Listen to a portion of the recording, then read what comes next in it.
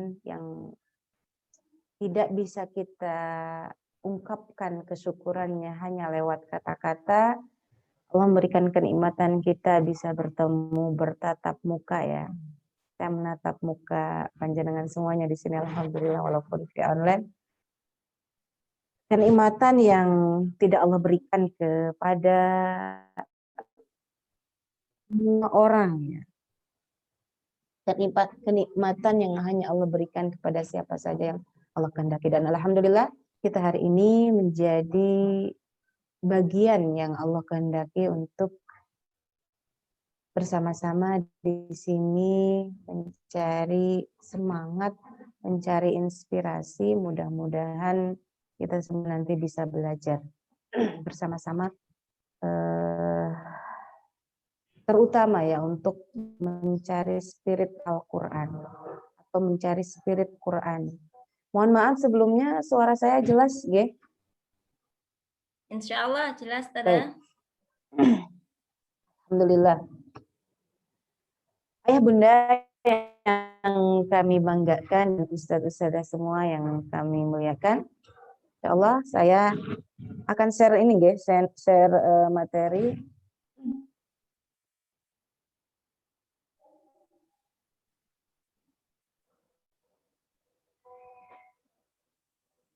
Baik.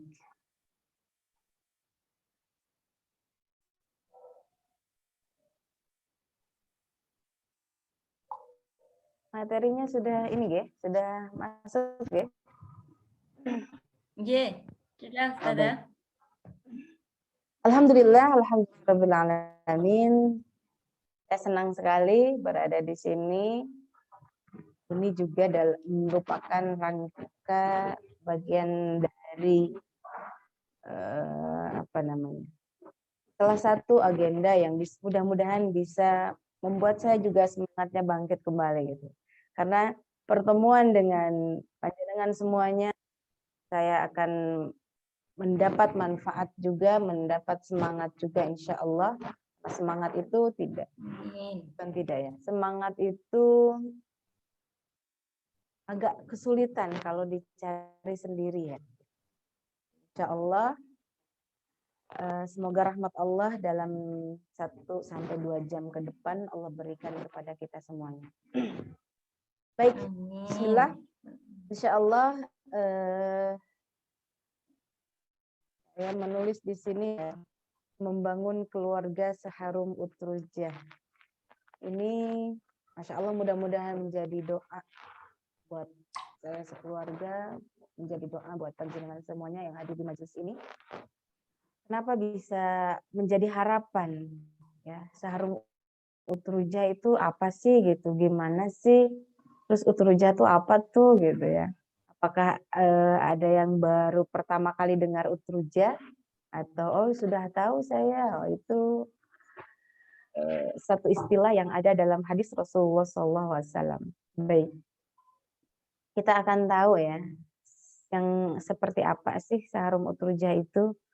Apakah kita juga layak tidak Allah golongkan menjadi utrujah. Jadi kalau ada sebagian teman-teman yang mendengar utrujah itu nama sebuah lembaga di Jakarta. Betul, itu juga iya. Utrujah itu sebuah metode baca Al-Quran, betul juga gitu. Dan ya ini adalah sebuah istilah yang Rasulullah SAW sabdakan dalam sebuah hadisnya. Dan ini hadis Rasulullah SAW. Allahumma sholli wa sallim alaihi. Rasulullah bersabda, al-mu'min alladzi yaqra'ul Qur'ana wa ya'malu bihi kal utrujah. Orang mukmin yang membaca Al-Qur'an dan mengamalkannya itu diibaratkan atau diumpamakan seperti utrujah. Atau seperti buah utrujah. Buah utrujah itu nama buah ya. Atau sejenis buah-buahan. ta'muha thayyib wa rihuha thayyib. Rasanya itu bagus, rasanya itu manis, wa rihuha thayyib, dan baunya harum. Ya. Baunya rasanya manis dan baunya harum. Kemudian juga di sini ada perumpamaan yang lain, wal mu'minul ladzi la yaqra'ul qur'ana wa ya'malu bihi katamrah. Dan perumpamaan bagi seorang mukmin yang membaca Al-Qur'an tetapi tidak mengamalkannya sebagai seumpama atau diumpamakan seperti tamroh. Tamroh itu kurma. Ya, tamr. Ta'muha thayyib wa la riha laha. Rasanya manis tetapi tidak ada harumnya, tidak harumnya ya, tidak harum gitu ya. Itu seperti seorang mukmin yang membaca Al-Qur'an tetapi tidak mengamalkannya. Wa matsalul munafik, dan perumpamaan orang munafik, alladzi yaqra'ul Qur'an karraihanah, dan perumpamaan orang munafik yang membaca Al-Qur'an seumpama karraihanah ya. Seperti raihanah, rihuha thayyib wa ta'muha mur.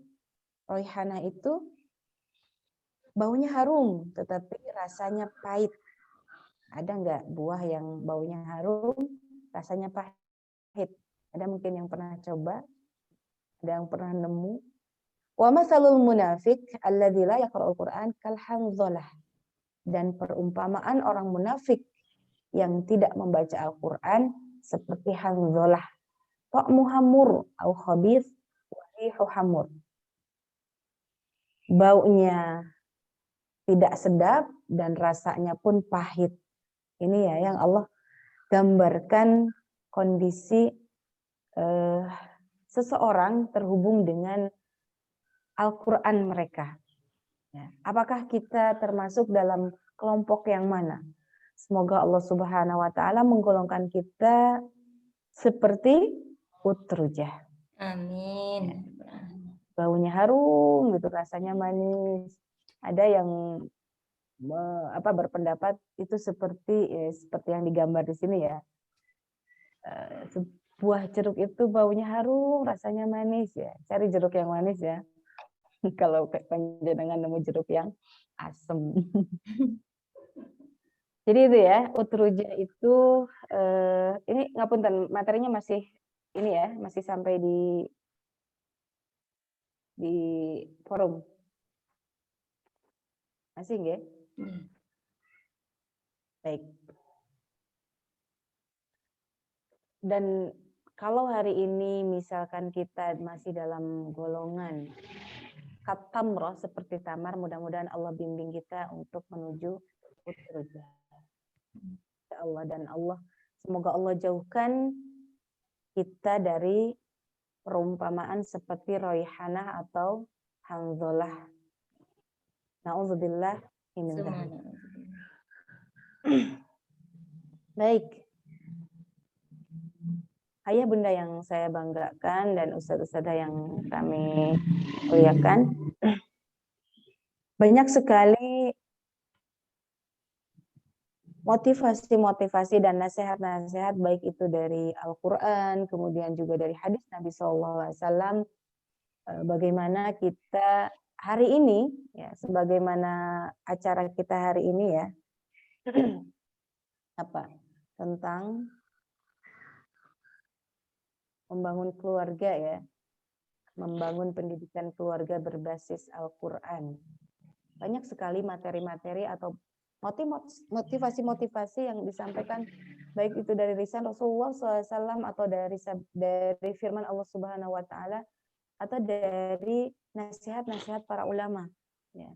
Kalau kita baca satu saja hadis atau nasihat para ulama, itu rasanya sudah cukup untuk menjadikan kita bersemangat bersama Al-Quran. Semangat mendekat kepada Al-Quran, bersemangat membina keluarga Quran, keluarga yang berbasis Quran. Di sini Allah Subhanahu wa Rasulullah SAW bersabda, kullu mauludin yuladu 'alal fitrah, fa abawahu yuhawwidanihi aw yumajjisanihi aw yunassiranihi. Mari kita perhatikan hadis Rasulullah SAW ini. Setiap anak dilahirkan dalam keadaan fitrah. Fa'abawahu yuhawwidanihi. Maka kedua orang tuanya lah yang menjadikannya Yahudi. Au yumajjisanihi atau Majusi. Au yunassiranihi atau Nasrani. Allah. Ini ayah bunda, kita, ya, panjenengan, saya yang sudah memiliki putra dan putri. Putra dan putri kita ini ada yang mengatakan dalam tanda petik ya, seperti adonan. Kita ini sekarang mau bikin apa toh? Adonannya mau dibikin apa toh? Apa mau dibulet-buletin? Apa mau dikotak-kotakin? Apa mau dibentuk-bentuk? Kalau sekarang musimnya ya bentuk karakter seperti itu. Itu seperti itu. Kita sekarang mau diarahkan kemana? Itu ada di tangan kita. Tentu insya Allah dengan seizin Allah. Karena kita yang mengarahkan. Kalau di sini dalam hadis ini dikatakan apakah kita akan menjadikan mereka Yahudi atau Majusi atau Nasrani? Karena seyogianya anak-anak kita dilahirkan dalam keadaan fitrah. Apa maksud fitrah di sini? Bahwa putra-putri kita dilahirkan dalam keadaan muslim.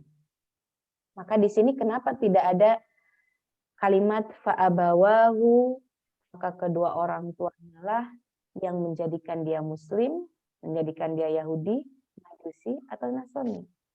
Tetapi muslim tidak disebutkan di hadis ini karena muslim itu adalah fitrah semua manusia. Yang dilahirkan dari rahim siapapun, yang dilahirkan di negara belahan manapun, yang dilahirkan dengan warna kulit apapun, semua terlahir dalam kondisi muslim. Tinggal nanti siapa yang menjadi orang tuanya. Apakah akan menjadikannya Majusi, Yahudi, atau Nasrani. Alhamdulillah saya, mungkin panjenengan semuanya terlahir dari orang tua muslim. Sehingga sampai hari ini, alhamdulillah Subhanahu wa ta'ala masih menitipkan, semoga Allah titipkan terus sampai akhir hayat kita, hidayah dalam dada dan hati kita.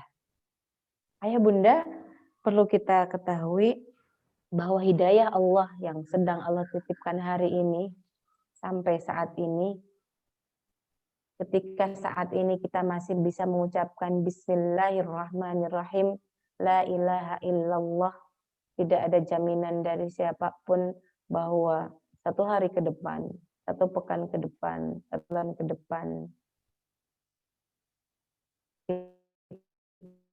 kita masih mampu mengucapkan atau hidayah itu masih ada dalam dada kita. Tidak ada yang bisa menjamin. Hanya Allah yang maha kuasa, yang hanya Allah yang maha menginginkan siapa saja yang Allah kehendaki untuk terus Allah berikan hidayah. Dari itu sepertinya sebuah kewajiban buat kita untuk senantiasa memohon hidayah kepada Allah Subhanahu wa ta'ala. Betul kita terlahir dalam kondisi muslim, tetapi kita tidak tahu ya, apakah hidayah ini akan terus bersama kita sampai akhir hayat. Karena banyak sekali ya, yang awalnya muslim, tahu-tahu ternyata na'udzubillahi min dzalik, murtad dia, pindah ke agama lain.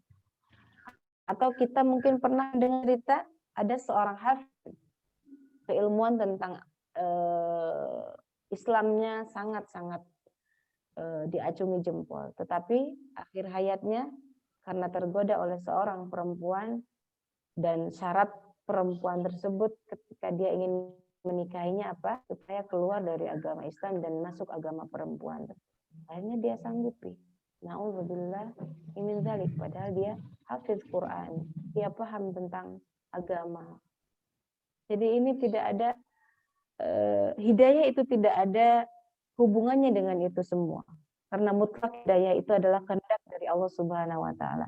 Dari itu mari kita semuanya mulai saat ini senantiasa panjatkan, mohonkan kepada Allah Subhanahu wa ta'ala, ya Allah, jangan Engkau cabut hidayah dari dada kami. Ya Allah, jangan Engkau cabut hidayah ini dari hati kami. Mintakan ya Allah, tetapkanlah kami tetapkanlah saya, tetapkanlah keluarga saya senantiasa berada dalam hidayahmu sampai akhir hayat, sampai ajal menjelang. Jadi itu ya. Jadi silahkan nanti ada doa-doa bisa dipelajari di forum lain atau mungkin Nurul Islam ini bisa memfasilitasi ada doa ini nih karena ini sangat penting ya. Sebelum kita nanti bagaimana kita bisa bersama Al-Qur'an. Ya, Al-Qur'an itu sendiri merupakan hidayah tersendiri di samping hidayah yang Allah berikan untuk kita tetap dalam Islam. Baik ya Bunda, semoga yang ada di forum ini senantiasa Allah bimbing dalam hidayahnya dan Allah wafatkan kita semua dalam keadaan muslim. Baik, kita lanjutkan dengan hadis berikutnya dan di sini ini juga kita dibikin wow ya dengan hadis ini. Saya bacakan hadisnya. Inna lillahi ahlin. Ya. Inna lillahi ahlin minan nasi. Sesungguhnya Allah mempunyai keluarga di antara manusia. Kita manusia, Allah Khalik, sang pencipta. Sedangkan kita makhluk yang diciptakan. Tetapi kata hadis di sini, Allah punya keluarga di tengah-tengah makhluknya. Nah, ini kan, wah apa nih gitu. Lalu para sahabat bertanya kepada Rasulullah, manhum ya Rasulullah? Siapa mereka itu ya Rasulullah? Qala Rasulullah menjawab, ahlul Quran. Bahwa keluarga Allah di dunia itu adalah, atau keluarga Allah di manusia itu adalah ahlul Quran. Hum ahlullah wa khassatuh. Ahlul Quran itu adalah mereka keluarga Allah dan hamba pilihan, atau satu itu hamba VIP-nya Allah gitu ya. Ada yang lebih tinggi nggak kelas dari kelas VIP itu? Kalau ada yang lebih tinggi lagi tapi di situ lah gitu ya. Di yang lebih tingginya itu bahwa Ahlul Quran itu adalah orang pilihan Allah, orang terkhususnya Allah, orang VIP-nya Allah. Kalau VIP itu gimana? Kita datang VIP nih, mau tidak mau ketika kita ada seseorang yang memang kita khususkan, kita sangat hormati, mau tidak mau perlakuan kita juga menjadi VIP terhadap mereka seperti itu. Dan kita juga misalkan di hotel atau di rumah makan, di restoran ya, ada ruang khusus biasanya VIP. Perlakuannya sangat-sangat berbeda dengan tamu lainnya, tamu biasanya, padahal sama-sama bayar kan. Nah, bayarnya juga berbeda gitu ya, tentu berbeda. Semua fasilitas terbaik diberikan, pelayanan terbaik diberikan, keramahan terbaik diberikan. Kadang mungkin kalau ke tamu biasa sama ramahnya, tetapi ke tamu VIP lebih lagi ramahnya. Kayaknya minta apapun akan dilayani gitu ya. Diberikan pelayanan terbaik. Dan Al-Quran adalah menjadi VIP-nya Allah. Apa sih yang akan Allah tidak berikan ketika seorang Ahlul Quran itu meminta kepada Allah? Jangankan meminta ya, tidak minta pun Allah kasih semua fasilitas yang memang dirasa memudahkan untuk Ahlul Quran. Masya Allah, ini dari sini aja ini ya Allah gitu ya. Ini di hadapan Allah, ini di sisi Allah gitu ya. Dan Allah bukakan kemudahan-kemudahan atau layanan-layanan VIP lainnya untuk mereka di sesama manusia atau di bumi. Allah saja mem-VIP-kan mereka, tentu Allah akan membuka jalan atau membuat suasana di kehidupan sehari-harinya menjadi VIP. Walaupun mungkin di dalam pandangan manusia biasa-biasa aja gitu kehidupannya, tetapi sungguh di mata para kekasih Allah itu tidak biasa saja gitu ya. Mungkin kita saja yang masih belum memahami bahwa hal itu luar biasa.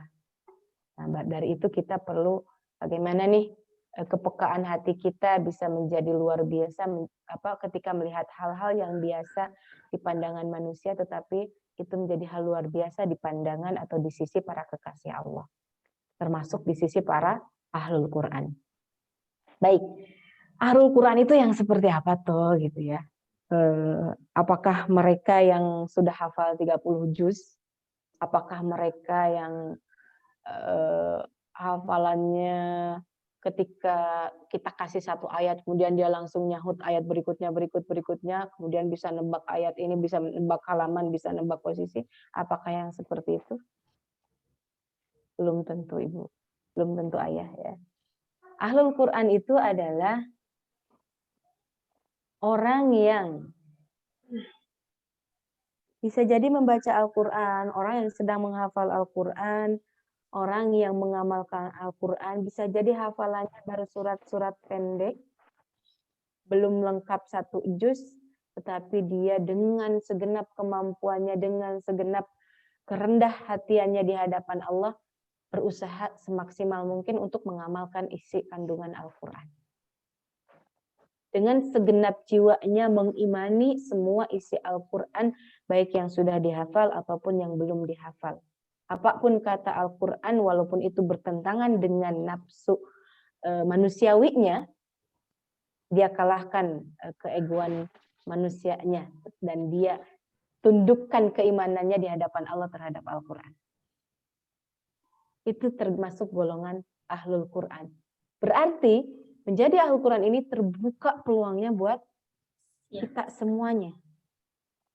Dan belum tentu seorang yang sudah hafil Quran 30 juz, hafalannya mutqin, hafalannya lancar, luar biasa, paham maknanya, dan belum tentu itu menjadi ahlul Quran. Ya. Dari ini kita, mari ya, kita berlomba-lomba untuk menjadi ahlul Quran. Panjenengan semuanya sangat tepat sekali menitipkan putra-putri di PAUD dan RQ Nurul Islam, yang di sana Masya Allah syiar kequranannya, giroh kequranannya luar biasa. Dan tadi kita dengarkan bersama-sama ya, Ananda yang usianya masih belia sudah membacakan atau mentasmikan, bahkan ya, bukan membaca, mentasmikan hafalan Al-Qur'annya. Ini menjadi kebanggaan bagi panjenengan sebagai orang tuanya, dan tentu menjadi kebanggaan bagi ustadz-ustadzahnya di lembaga. Jadi insya Allah mari kita berlomba ya untuk menjadi ahlul Quran, karena ini peluang ini terbuka buat kita semuanya. Siapa yang tidak ingin mendapat perlakuan khusus, ya, mendapat perlakuan VIP dari Allah Subhanahu wa taala langsung. Ya. Diperlakukan VIP oleh manusia aja begitu luar biasanya, begitu senangnya, apalagi ini di VIP-kan oleh Allah langsung. Masya Allah. Luar biasa. Baik. Ini juga ya, saya menyampaikan, dan ini apa yang saya sampaikan tentu tidak sebanyak aslinya ya, tidak sebanyak, maksudnya begitu banyak hadis, begitu banyak ayat Quran yang membuat motivasi kita terhadap Al-Quran ini menjadi luar biasa. Kenapa kami misalkan ya, kenapa kami ingin menyegarakan Al-Quran ini di anak-anak kami yang masih usia belia? Kenapa Nurul Islam mengokohkan pendidikannya dengan Al-Quran di usia dini, sejak usia PAUD, kemudian atau balita ya, bahkan batita sudah dikenalkan Al-Quran. Kenapa? Ya. Ini menjadi salah satu motivasi buat kami, buat kita semuanya. Diriwayatkan dari Anas secara marfu bahwa seorang anak ya yang belum balik, ketika anak itu mengerjakan kebaikan, maka pahalanya akan dicatat untuknya, untuk anak tersebut, dan dicatat juga untuk kedua orang tuanya. Bayangkan panjenengan punya putra dan putri yang belum balik berapa sekarang? Ya. Kita misalkan saya punya putri 3, 1 sudah balik, 2 belum balik. Yang sudah balik, catatan amalan hariannya itu sudah dicatat untuknya. sendiri. Sedangkan yang belum balik, catatan amal kebaikannya dicatat untuk anak itu sendiri dan dicatat untuk kita. Kebaikan untuk kita sama persis dengan yang dicatat untuk anak tersebut. Nah, ketika kita mengetahui itu, apakah kita tidak ingin anak-anak yang belum balik, anak-anak kita yang belum balik menabung kebaikan sebanyak mungkin sejak dini? Kita perhatikan dalam rentang mereka balita atau dini sampai usia balik, sekarang 5 tahun, sedangkan balik kisaran 11 atau 12 tahun, kita punya rentang masa 5 atau 6 tahun. Di masa rentang 5-6 tahun itu, anak kita arahkan untuk menjadi anak solih, solihah, dan tentu ya setiap apalagi dibimbing oleh PAUD dan RK Nurul Islam untuk berbuat baik, beramal soleh, bahkan ya diajarkan doa itu satu kali doa itu satu kali kebaikan dicatat untuknya dan dicatat untuk panjenengan semuanya. Dan insya Allah ustadz-ustadzahnya juga pasti dapat catatan kebaikannya juga. Dan Al-Quran, Bapak Ibu, ya untuk kebaikan Al-Quran juga ya nanti akan kita bertemu ya insya Allah di keutamaan Al-Quran. Untuk Al-Quran, satu huruf membaca Al-Quran, satu huruf Bapak Ibu. Huruf ya, ba, ta, sa, huruf. Tapi bukan berarti mengucapkan ba, ta, sa, bukan. Tapi mengucapkan kalimat Al-Quran. Satu hurufnya dinilai 10 kebaikan. Man qara'a harfan min kitabillah falahu asyru amsal. Asyru hasanat, seperti itu. Barang siapa yang membaca satu huruf dari Al-Quran mendapat 10 kebaikan. Dari Al-Fatihah saja panjenengan mungkin sudah menghitung, ada yang menghitung berapa huruf dari Al-Fatihah. Yang tadi salah satu putri dari panjenengan membaca surat Al-Fajr. Kira-kira terdapat berapa ratus huruf ya? Ada yang menghitung enggak ya? Sekian ratus huruf sepertinya di surat Al-Fajr. Satu huruf 10 kebaikan yang dicatat untuk putri. Ya, untuk Ananda tadi dan dicatat untuk kedua orang tuanya, insya Allah saya yakin dicatat juga untuk ustadz-ustadzah yang mengajarkannya. 100 huruf, 100 dikali 10 kebaikan. Dan ini yang menjadi motivasi kenapa kita ingin menyegerakan Al-Quran terhadap mereka. Karena kebaikan mereka akan dicatat juga untuk kita. Sebetulnya bukan egois ya ya ingin kecipratan kebaikan juga gitu ya kepada kita orang tuanya, ustadz-ustadznya juga. Tetapi justru ini juga mengarahkan mereka untuk kebaikan. Ya, itu Al-Quran, itu amazingnya Al-Quran. Masya Allah tidak ada di huruf lain ketika membaca buku apa gitu, majalah apa gitu. Kemudian satu hurufnya dikali berapa kebaikan, nggak ada. Jadi kami ingin menyegerakan Al-Quran terlebih dahulu untuk putra-putri kami yang sejak dini, karena salah satu motivasinya adalah ini, kebaikan-kebaikan yang akan mereka tabung sejak dini. Kemudian juga menolak bala tentu ya ini, bahwa ketika di rumah seseorang ada seorang bayi atau anak mengucapkan Alhamdulillahirabbil alamin. Mengucapkan hanya Alhamdulillahirabbil alamin kalau dalam hadisnya ini ya, maka Allah akan mengangkat bala tersebut selama 40 tahun karena bacaan anak tersebut. Masya Allah, 40 tahun Bu, ayah. Sedangkan di rumah kita bukan hanya Alhamdulillahirabbil alamin yang anak-anak kita ucapkan. Setiap hari mereka murojaah, setiap hari mereka mendengarkan murotal Al-Quran, Masya Allah. Kita tidak tahu, kita husnudzon kepada Allah, kita masih sehat-sehat hari ini, kita masih selamat hari ini, bisa jadi karena di samping kita, bisa jadi karena di tetangga kita ada anak yang seperti ini.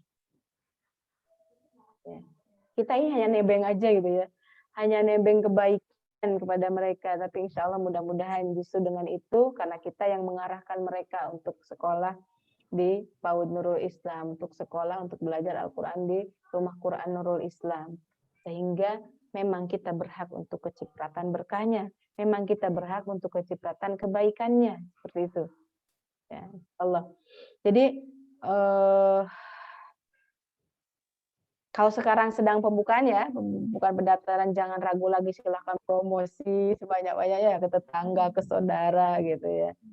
Dan insya Allah ini akan menjadi kebaikan. Satu, panjenengan promosi kepada satu orang, kemudian orang itu daftar dan Masya Allah ya, kalau ternyata anaknya tersebut menjadi penghafal Quran, daftarnya gara-gara jenengan promosikan daftar ke sini dan anaknya menjadi penghafal Quran.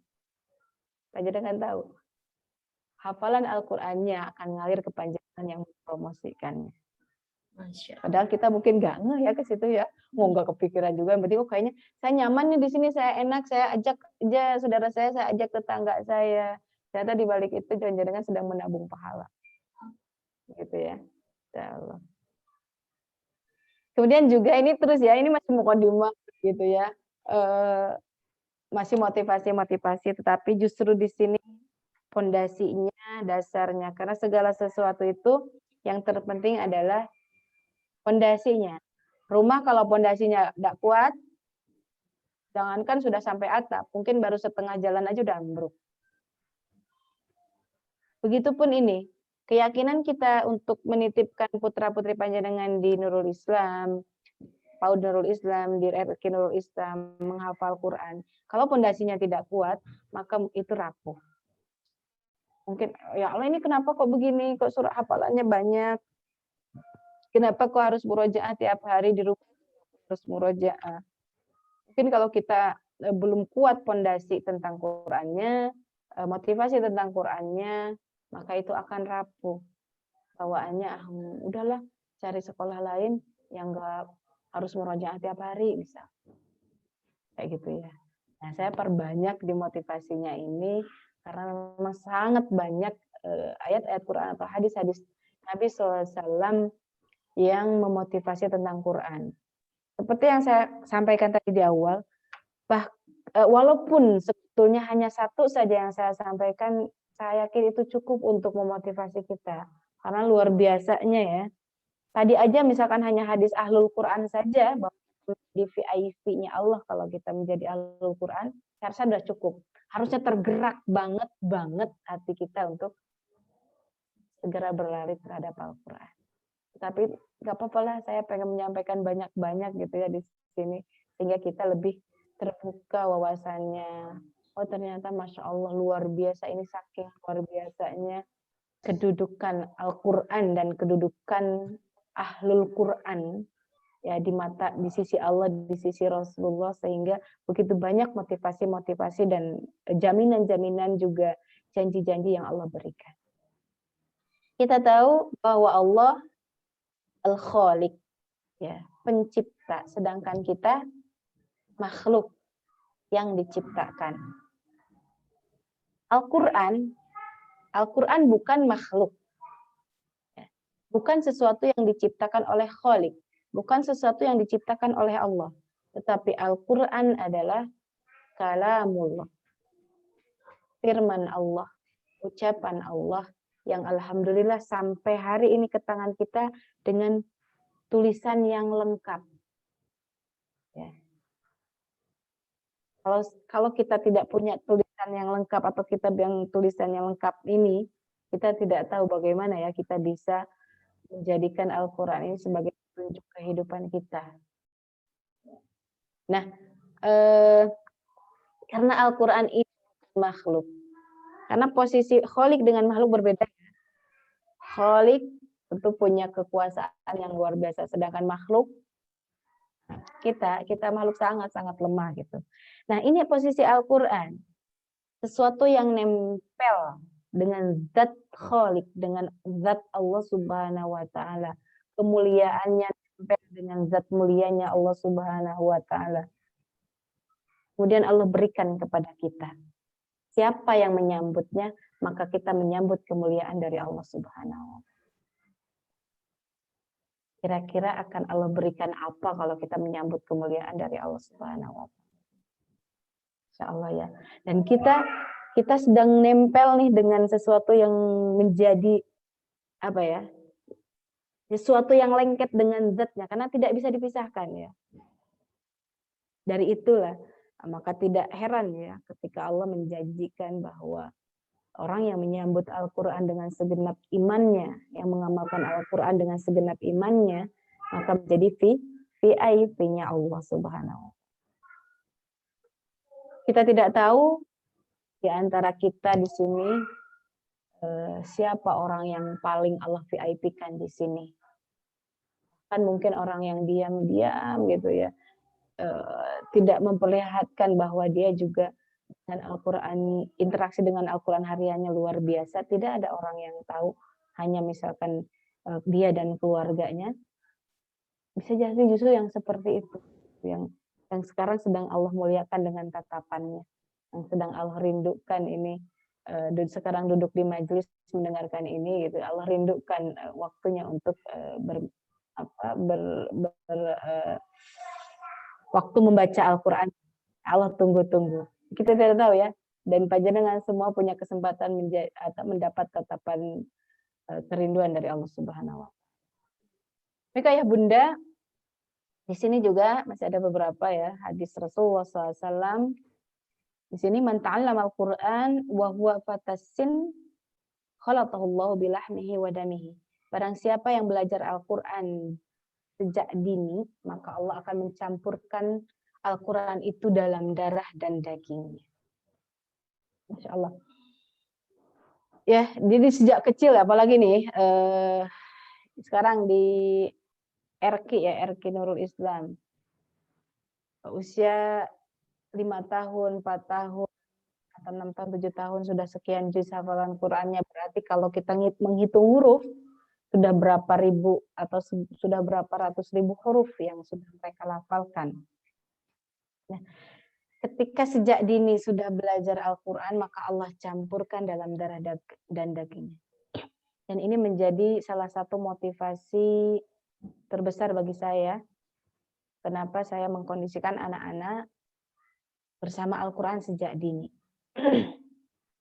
Sebelum awal nikah itu saya ingin betul bahwa usia sebelum balik atau usia 10 tahun ya putri saya hafal Al-Quran.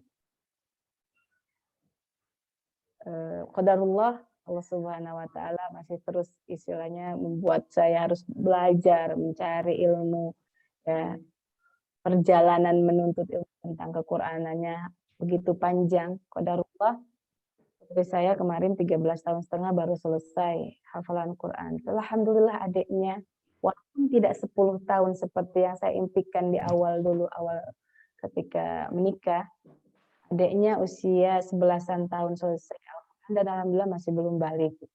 Jadi belum baliknya sudah tercapai walaupun usianya belum tercapai. Gitu. Dan mudah-mudahan putri yang ketiga bisa jauh lebih cepat dari itu. Kenapa? Motivasi terbesar saya, kenapa saya kondisikan anak-anak bersama Al-Quran sejak dini. Saya begini, berpikir sederhana sekali. Saya tidak muluk-muluk ya motivasi saya. Siapa orang tua mana sih yang tidak sayang banget gitu dengan anak-anaknya ya.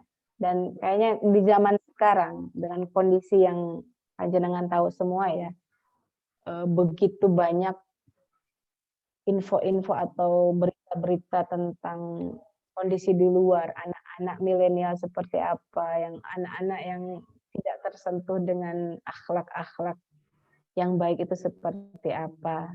Nah, saya sangat miris dengan kondisi zaman sekarang ini, dan tentu saya punya kekhawatiran sendiri bagaimana ini anak-anak gitu ya nanti kalau bahkan di sini ya di main keluar saja, keluar dari rumah itu kadang bawaan horornya tuh ada aja gitu. Ini nanti ketemu temannya yang mana ya. Nanti kalau sepedaan nggak boleh jauh-jauh. Pokoknya antara blok ini gitu kan. Nggak boleh sampai ke mana-mana gitu. Bawanya khawatir gitu. Kayak nggak tahu apa ini horor, apalagi waktu masa penculikan itu loh, musim penculikan. Wah, sudah tuh. Apalagi ya.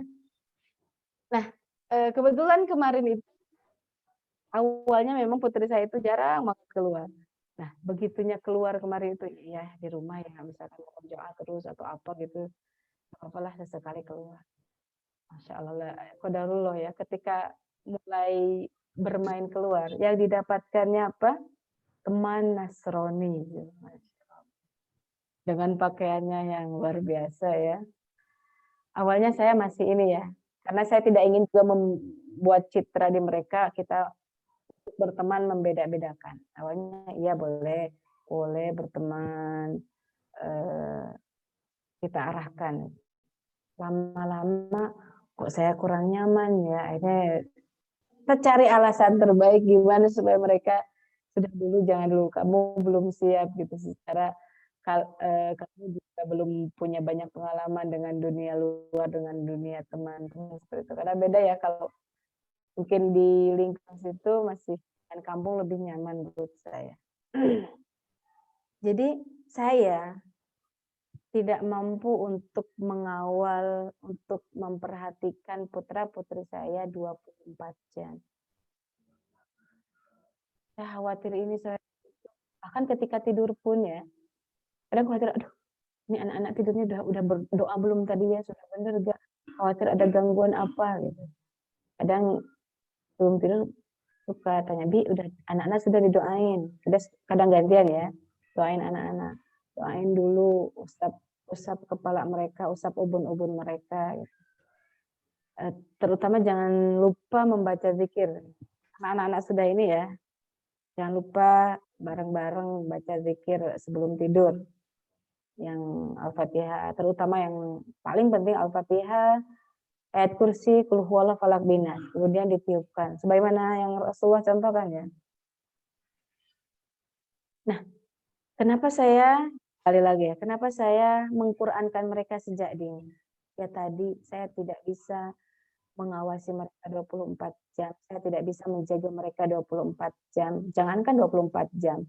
Mungkin dalam 1 jam juga saya agak mampu untuk terus gitu mengawal, menjaga mereka. Ada aja lengahnya. Apalagi kalau pegang HP ya, lengah terus kayak gitu ya. Lalai terus gitu. Nah, Allah Subhanahu wa taala berjanji dalam kitabnya surat Al-Hijr ayat 9. A'udzubillahi minasyaitonir rajim. Inna nahnu nazzalna dzikra wa inna lahu lahafizun. Allah berfirman, kami nazzalna dzikra, telah menurunkan az-dzikra, menurunkan Al-Qur'an. Wa inna wa nahnu lahu lahafizun, dan kami pula ya, kami berjanji kata Allah yang akan menjaganya. Makanya Al-Qur'an sampai hari ini insyaallah terjaga keasliannya persis sebagaimana yang pertama kali diturunkan. Dari ayat itu saya ingin, ya Allah, ini putri kami, putri-putri kami, di dalam dada mereka, di dalam mata mereka, di dalam hati mereka, di dalam pikiran mereka ada Al-Qur'an ya. Titip ya Allah, jaga mereka. Saya nggak bisa menjaga, walaupun mungkin 1 jam kadang lengah gitu. Titip mereka. Sudah, itu motivasi saya, motivasi terbesar saya itu. Supaya ketika mereka ada di luar sana, nanti misalkan kalau sudah taruhlah kuliah atau sekolah di luar, titip ya Allah, mereka ada di dalam dada mereka ada Al-Qur'an. Ada alasan besar kenapa saya berani menitipkan penjagaan kepada Allah. Tidak terlalu malu gitu ya kepada Allah untuk menitipkan mereka. Karena ini janji Allah, saya lagi janji Allah gitu ya, kurang lebihnya. Itu motivasi terbesar saya, karena saya ingin mereka bisa selamat dunia mereka, selamat juga akhirat mereka. Dengan Al-Quran mudah-mudahan membimbing mereka untuk selamat dunia dan akhirat itu. Adapun bonus-bonus yang lain, mereka berprestasi di sekolah akademiknya karena gegara mereka menghafal Al-Quran, berkah Al-Quran, rahmat dari Al-Quran. Kemudian mereka dimudahkan rizkinya sebagai penghafal Al-Quran. Banyak ya cerita-cerita yang luar biasa. Diundang oleh kerajaan Arab Saudi untuk menunaikan ibadah haji beserta kedua orang tuanya, bahkan beserta keluarganya, apa? Karena penghafal Al-Quran. Nah, itu bonus ya. yang insya Allah biarlah itu Allah yang mengatur ya. Biarlah Allah kita titipkan Allah aja yang mengatur itu semuanya. Ya. Jadi itu insya Allah motivasi terbesar saya tadi ya. Ingin menitipkan anak-anak kepada Allah Subhanahu wa taala karena di dalam diri mereka ada Al-Qur'an, di dalam darah dan daging mereka ada Al-Qur'an. Baik, ini saya cepat lagi di sini ya. Orang siapa yang baca Al-Quran sebelum balik, maka ia termasuk orang yang diberi ilmu sejak masa kecil. Jadi insya Allah akan dimudahkan untuk menerima ilmu-ilmu yang lain ya. Karena Al-Quran merupakan sumber ilmu. Merupakan sumber semua ilmu insya Allah ada dalam Al-Quran. Dan Al-Quran ketika dihafal oleh putra-putri kita, insya Allah sumbernya sudah mereka persiapkan untuk menerima ilmu-ilmu berikutnya. Di sini generasi sahabat menjadi generasi terbaik karena perhatian besar mereka terhadap Al-Quran, karena mereka mendapat hidayah Al-Quran. Sebagaimana kita tahu kondisinya jahiliyah sebelumnya, jahiliyah, tetapi Allah muliakan dengan Al-Quran, mendapat label generasi terbaik. Apakah kita punya kesempatan sekarang dilabeli generasi terbaik? Saya kira peluangnya ada. Tinggal ihtimam atau perhatian besar kita terhadap Al-Quran bisa mampu menandingi menandingi. Paling tidak sama dengan perhatian para sahabat terhadap Al-Quran. Ya mudah-mudahan. Kalau tidak ya agak jauh-jauh dikit lah di bawahnya gitu ya, di bawah para sahabat. Insya Allah. Mudah-mudahan kita bisa mengulang sejarah itu dan mengulang sejarah para ulama terdahulu yang masa kecilnya memang dihabiskan untuk Al-Quran terlebih dahulu dan membuktikan ketika Al-Quran didahulukan mereka menjadi profesional dalam keilmuannya masing-masing. Kita banyak ulama-ulama Islam yang mungkin nanti ini ya dari PAUD Nurul Islam, apakah putra santri-santrinya dikenalkan dengan para ilmuwan Muslim, biografi ilmuwan Muslim. Jadi nanti mungkin tidak hanya santrinya ya, nanti mungkin di grup itu di-share biografi ilmuwan siapa, ilmuwan Muslim siapa, masa kecilnya seperti apa, masa mudanya dihabiskan dalam keilmuan apa. Kemudian mencetak karya-karya apa, namanya harum sampai sekarang, sampai menjadi rujukan-rujukan. Nah ini kita perlu lebih lagi mengulang-ulang biografi sejarah itu di depan anak-anak kita. Sehingga mereka motivasinya ke situ. Motivasinya bukan ke apa yang senantiasa hariannya diulang, yang sering diulang, misalkan. Saya nggak terlalu banyak tahu ya tentang film anak-anak. Upin Ipin, Ustazah. Upin Ipin. Ya kalau Upin Ipin itu saya tahu. Yang mereka ulang tiap hari kan Upin Ipin, sehingga dalam benak mereka ingin berpetualang seperti Upin Ipin. Karena apa? Karena wawasan mereka di situ. Harian mereka di Upin Ipin. Harian mereka tidak ada wawasan saya ingin seperti siapa misal? Siapa? Imam Syafi'i, Masya Allah sejak kecil padahal ayahnya sudah nggak ada.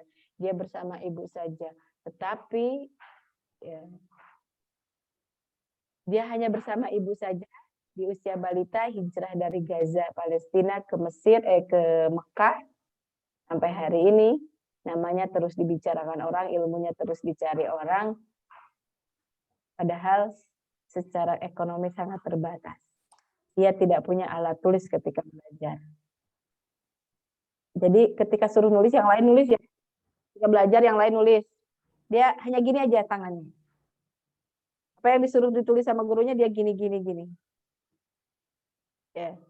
Jadi pas dilihat tuh kayak anak-anak ini main-main gitu. Ini anak ini nggak sopan gitu kata gurunya.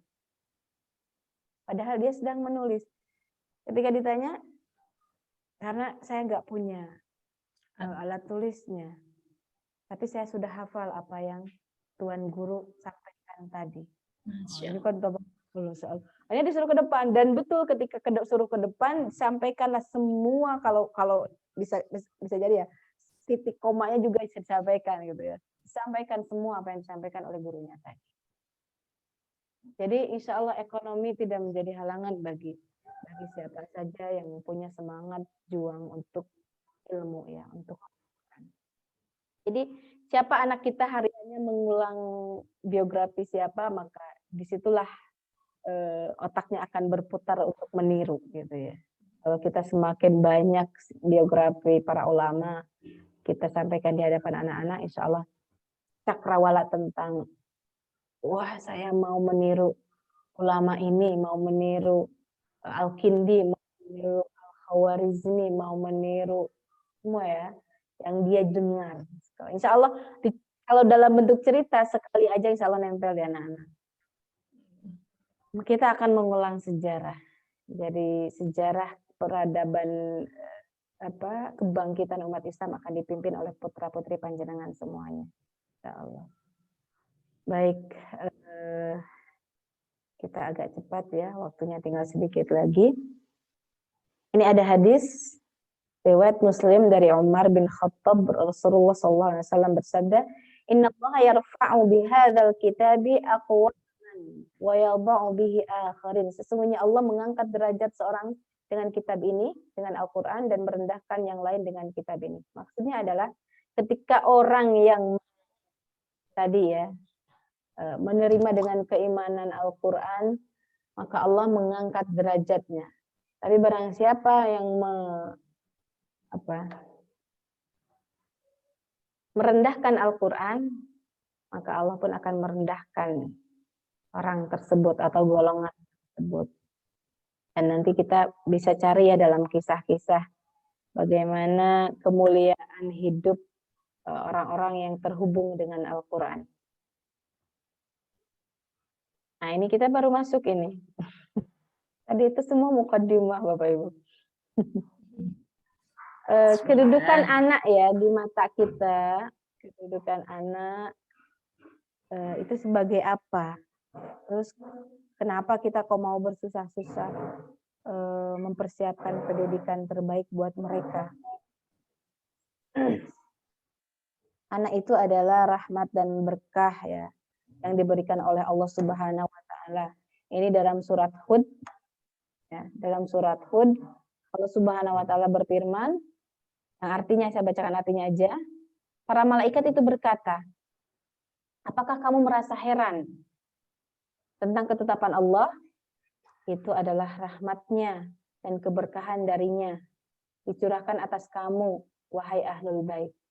Jadi anak itu menjadi rahmat dan berkah. Ketika kita mendapat rahmat dan berkah, kira-kira tanggapan kita bagaimana? Siapa sih yang nggak senang dapat rahmat dan berkah? Biasanya kita sibuk nih. Saya misalnya lagi nyiapin materi buat hari Sabtu.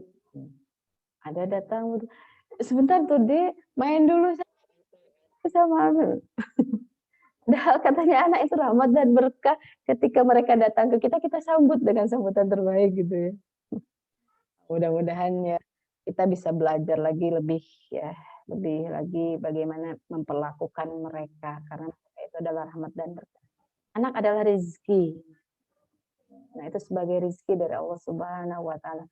Ini dalam surat Al-An'am ya, ayat 151. Dan janganlah kamu membunuh anak-anak kamu karena takut kemiskinan. Kami akan memberi rezeki kepadamu dan kepada mereka.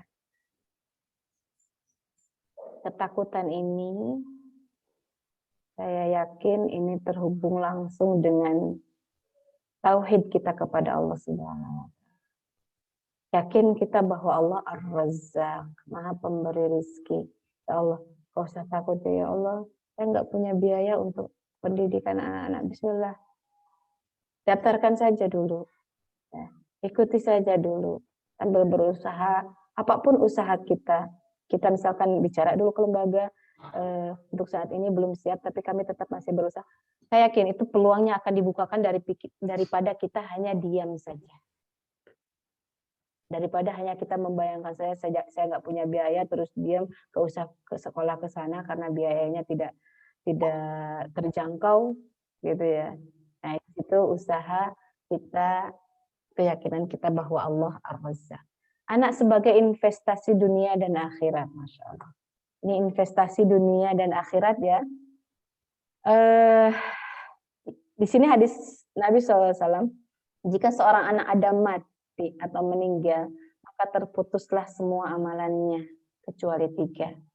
Sedekah jariyah, ilmu yang bermanfaat, dan anak yang soleh. Investasi dunia akhirat. Anak yang soleh, ketika kita meninggal, tapi kita meninggalkan anak yang soleh, anak itu berdoa buat kita, anak itu melakukan semua kebajikan, karena dia anak kita. Semua kebajikan karena kita sudah berusaha untuk menitipkan di pendidikan terbaik, maka itu menjadi investasi untuk akhirat. Mengalir pahalanya walaupun kita sudah menjadi tulang belulang. Kira-kira apa lagi sih yang kita cari ya?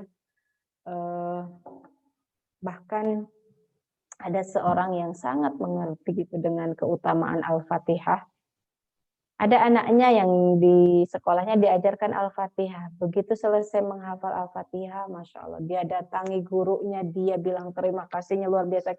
Dia berikan hadiah kepada gurunya, makasihnya. Bisa pengucapan makasihnya itu sampai membuat kita takjub, kok segitunya ya gitu ya. Bilang terima kasih itu. Makasih Ustazah, anak saya sudah hafal Al-Fatihah. Karena dengan Al-Fatihah ini, sholatnya menjadi sah. Karena dengan Al-Fatihah ini, mendoakan orang tua dengan membaca Al-Fatihah saja, itu doanya sampai. Kalau saya meninggal hari ini, dia sudah hafal Al-Fatihah dan tiap hari baca Al-Fatihah, saya dapat kealiran pahalanya dari Al-Fatihah yang dia baca. Sampai segitunya gitu. Padahal yang dihafal baru Al-Fatihah saja. Bagaimana kalau dia sudah hafal beberapa surat, beberapa juz?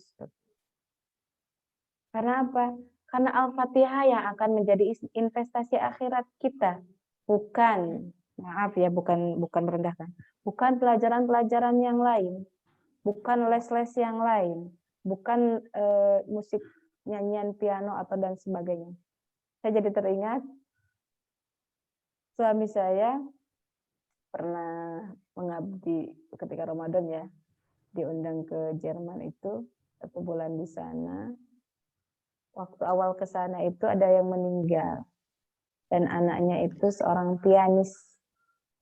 Bukan pianis. Biola ya, dia pemain biola.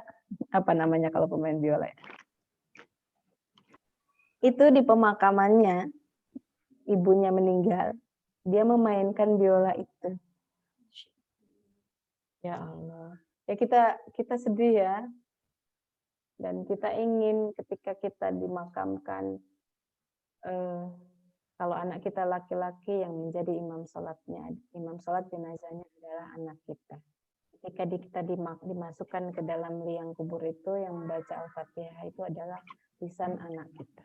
Allah itu ngalir terus ya. Allah. Anak sebagai sedekah. Nah, ini kedudukan di mata kita. Harus mari kita arahkan kedudukan anak kita di mata kita itu menjadi seperti ini gitu ya. Anak menjadi rahmat, sebagai rezeki investasi dunia dan akhirat, kemudian juga sebagai sedekah ya. Kenapa sebagai sedekah? Sedekah jariyah ya. Karena anak soleh itu hasil dari kerja keras orang tuanya. Walaupun pendidikannya dititipkan di lembaga Nurul Islam, tapi itu kan karena kita. Kalau kita nggak mau nitipkan, nggak akan mereka terdaftar di Nurul Islam, gitu nggak? Kalau kita nggak membiayai mereka juga, nggak akan mungkin anaknya merasa nyaman di sekolah di Nurul Islam. Karena itu usaha kita sehingga menjadi anak soleh, itu menjadi sedekah kita yang akan kita ambil nanti pahalanya. Ternyata waktunya semakin terus berjalan ya. Nah ini intinya bagaimana kiat kita membangun jiwa Qurani dalam keluarga ini nanti saya bacakan singkat karena motivasinya sudah kita dapatkan tadi. Mudah-mudahan dengan motivasi-motivasi tadi semakin greget kita ke Al-Quran, karena itu ya yang akan membawa kita atau investasi kita ke akhirat, masa depan akhirat kita ada di situ insya Allah. Gimana sih supaya di rumah juga Al-Qurannya bisa hidup? Ya, jadikan visi dan misi keluarga kita itu membentuk generasi Qurani, insya Allah ya. Ternyata anaknya menjadi ahli matematika, menjadi kalau ikut olimpiade dunia itu menjadi juara ternyata. Itu bonus, saya katakan tadi, itu bonus dari Allah. Dan mereka dari sekarang dididik dengan didikan Al-Quran.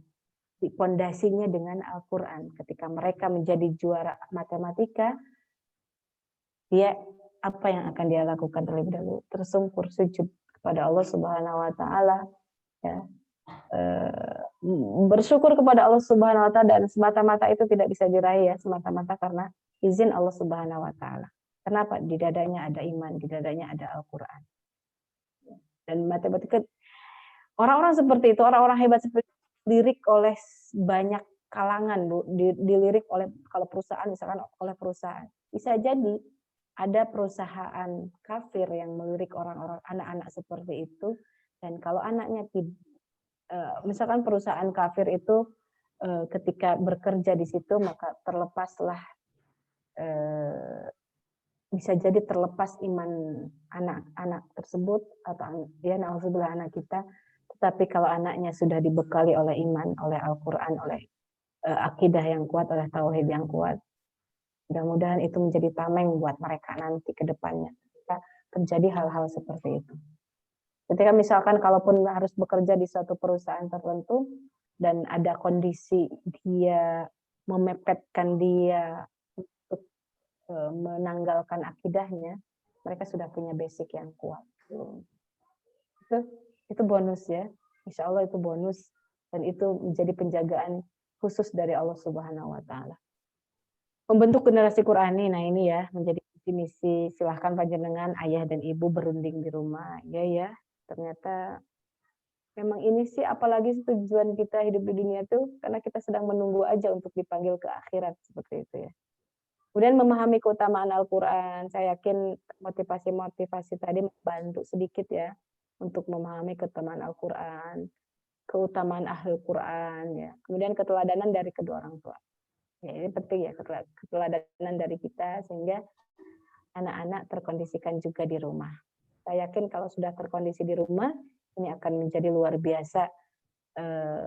Kerjasama antara lembaga dan rumah menjadi harmonis gitu. Dan insya Allah semua berjalanan beriringan untuk bersama Al-Quran. Menjadikan rumah sebagai lingkungan Qurani, rumah kita dulu. Ini Ustazah bagaimana, tetangganya begini, tetangganya begitu.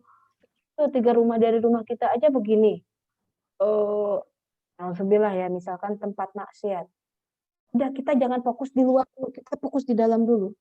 Udah, rumah kita seperti apa kan dulu, baru kita nanti cari solusi gimana ya dengan lingkungan di sini. Kalau memang mentok-mentok, apa kita pindah rumah gitu ya. Nah, itu solusi-solusi yang akan menjadi acuan yang kita ambil. Kemudian banyak berdoa,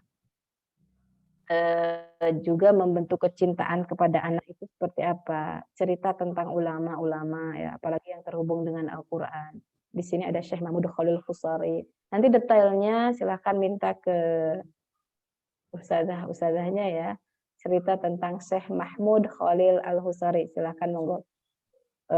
Ustazah bisa dipersiapkan biografi tentang Syekh ini, disampaikan ke anak-anak dan ke orang tua. Beliau orang pertama yang membacakan Al-Quran di Gedung Putih Amerika dan di Kerajaan Inggris di hadapan para raja dan pemimpin dunia. Orang pertama yang membacakan Al-Quran, dan orang pertama yang merekam bacaan Al-Quran 30 juz sehingga bacaan Al-Quran lengkapnya sampai kita hari ini. Dan ini merupakan bacaan Syekh favorit di keluarga kami dan di lembaga kami, karena bacaan beliau sangat jelas ya, terkhusus untuk anak-anak yang baru menghafal Al-Quran, untuk balita. Bahkan putri saya yang ketiga, ini ya sejak dalam kandungan sampai hari ini kita dengarkan bacaan Syekh ini. Saya nggak detailkan di sini, tapi tadi penjelasannya. Kemudian juga diceritakanlah anak-anak hebat para penghafal Al-Quran. Banyak ya sekarang di YouTube atau di mana. Nah, buka YouTube itu bisa carikanlah para penghafal cilik yang akan memotivasi mereka. Di sini ada apa namanya?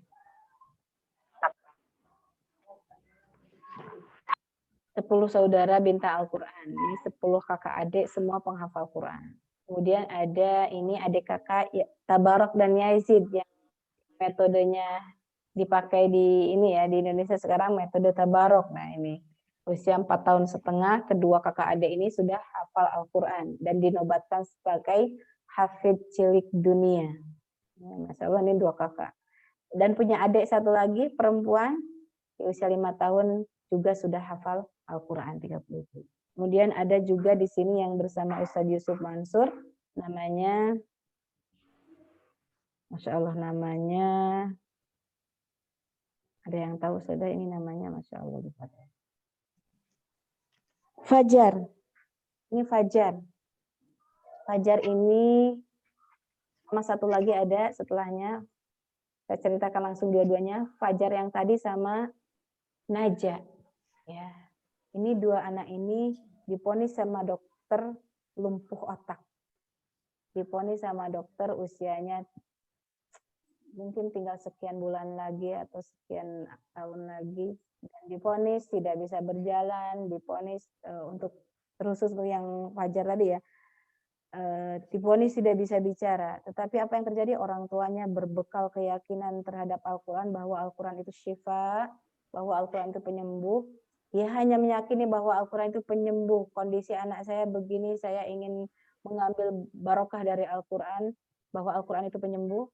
Dia anaknya 4 bulan kalau tidak salah, beberapa ya, dirawat di rumah sakit sejak lahir itu. Tiap pagi dan sore ayahnya jenguk. Setiap jenguk itu dia bacakan di telinganya itu setengah juz. Pagi dibacakan setengah juz, sore setengah juz. Berarti 1 hari 1 juz. Ayahnya langsung yang membacakan di telinga si bayi ketika di rumah sakit. Tetapi lama-kelamaan kok anaknya tidak ini ya, ketika dirawat di situ tidak menunjukkan perkembangan. Akhirnya dibawa pulang. Dan di rumah 24 jam dinyalakan murattal Al-Quran. Kalau speaker mungkin sudah puluhan speaker habis. Nah, kalau dinyatakan dokter akan lumpuh terus tidak bisa bicara, tidak bisa aktivitas yang lain. Di usia 4 tahunan itu, atau 4 tahun setengah, ketika baru mulai belajar ya, kata yang keluar adalah ayat Quran. Terus ayat-ayat Quran yang berserakan, tidak berurutan. Akhirnya dari situ diambillah guru Al-Quran untuk membimbing mengurutkan 30 juznya. Allah. Dan Najak pun seperti itu. Dia sudah hafal Al-Quran di usia 9 tahun. Hafal ayatnya, urutan berapa halamannya, hafal artinya. Subhanallah. Yang ini dikatakan bahwa dia lumpuh otak. Dan kita, anak-anak kita yang Masya Allah sempurna, insya Allah peluang sepertinya lebih besar lagi. Musa usia 5 tahun sudah hafal Al-Quran. Ini kan ya orang-orang Indonesia ini. Ahmad dan Kamil, saya katakan ini menjadi lebih cepat daripada Google ya, hafalan Al-Qurannya, kalau suruh nebak dan macam. Nah, mudah-mudahan ini juga ketika putri saya, mudah-mudahan bisa seperti anak-anak yang tadi menghafal Al-Quran dengan baik, dan semoga mereka ini semua dan para penghafal yang lain, putra-putri panjenengan, kita semuanya menjadi ahlul Quran wa khosat. Ya Allah. Itu ayah bunda, saya kira sudah jam 10. Kalau ini motivasi yang lain ya, membangun bagaimana untuk semangat dengan Al-Quran ya anak-anak kita. Bisa menghadiahkan apa ya? Kesempatan-kesempatan apapun kita ajak anak kita untuk menghadiahkan bacaan Al-Quran mereka. di hadapan orang yang sedang kita kunjungi misalkan, atau salah satunya di acara hari ini, seperti hari ini, ke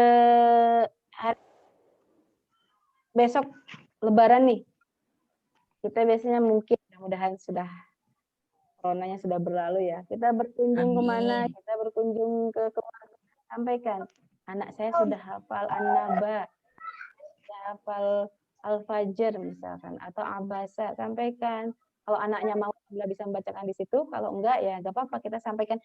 Anaknya ada di situ, kita menyampaikan di hadapan anaknya bahwa anak saya ini sudah ini akan menjadi kebanggaan tersendiri buat anaknya. Saya diakui ya sama ayah, sama ibu, dan saya dipuji-puji nih di depan tante misalkan, atau di depan ketika bertemu ustadz siapa gitu. Ini akan menjadi motivasi tersendiri buat anaknya. Saya akan lebih rajin lagi, saya lebih rajin lagi. Itu Ustazah, sepertinya insya Allah cukup dulu ya. Nanti mungkin poin-poin saya sampaikan di belakang nanti. Insya Allah. Poin-poin yang belum selesai di materi ini, biar kita buka di tanya jawab. Insya Allah. Jazakumullah khairan katsiran. Wassalamualaikum warahmatullahi wabarakatuh. Waalaikumsalam warahmatullahi wabarakatuh. Jazakillah Ustazah, Masya Allah materinya hari ini. Tapi ini tadi slide-nya menghilang Ustazah. Menghilang ya, ngapunten. Iya. Tapi alhamdulillah tidak mengurangi kekhusyukan ayah bunda untuk menikmatinya. Baik untuk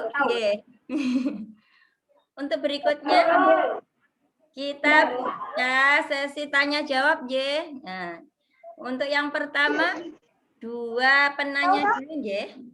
Bisa. Siap ya Saudara? Sesi tanya jawab dulu ya. Monggo. Ya.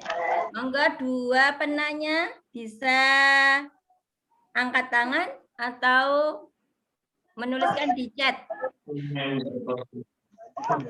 Langsung Pak. Pak Ferry, monggo. Assalamualaikum. Assalamualaikum Ustazah. Waalaikumsalam warahmatullahi wabarakatuh. Terima kasih untuk tausiahnya Ustazah.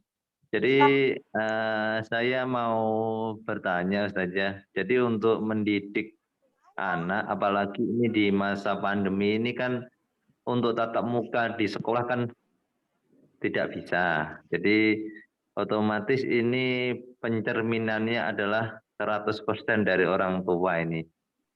Jadi saya mohon sarannya Ustazah. Jadi untuk kondisi saat ini kita sih juga menyadari anak-anak itu tidak terlepas dari permasalahan gadget ya. Medsos yang mungkinlah YouTube. Jadi terus terang saya YouTube. Jadi kita sebagai orang tua sih ya berupaya sih. Jadi saya tanamkan tentang mungkin cerita-cerita tentang Rasul atau supaya anak itu ada menyukai dari profil seorang Muslim yang sangat disukai. Tapi kembali lagi dia kan namanya juga anak-anak Ustazah. Jadi dia lihat YouTube itu punya banyak fans gitu loh Ustazah. Jadi mungkin untuk mengalihkan perhatian seperti tersebut atau kadangkala kita sih sering saya ajak main supaya dia itu sering lupa dengan mainnya gadget ya, sering saya ajak ke bermain di alam gitu. Tapi ya kembali lagi saya tidak bisa 100% karena ya aktivitas. Mungkin begitu saja. Mungkin mohon saran untuk supaya kita bisa mendidik anak secara Islami dari lebih baik itu saja. Jazakallah khairan. Oke, berikutnya terima kasih Pak Ferry. Berikutnya penanya satu lagi, monggo. Langsung saja.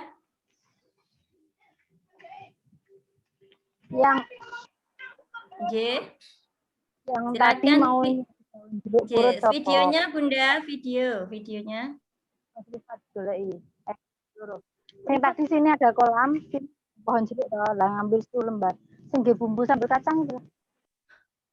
Masya Allah. J. Monggo ada lagi.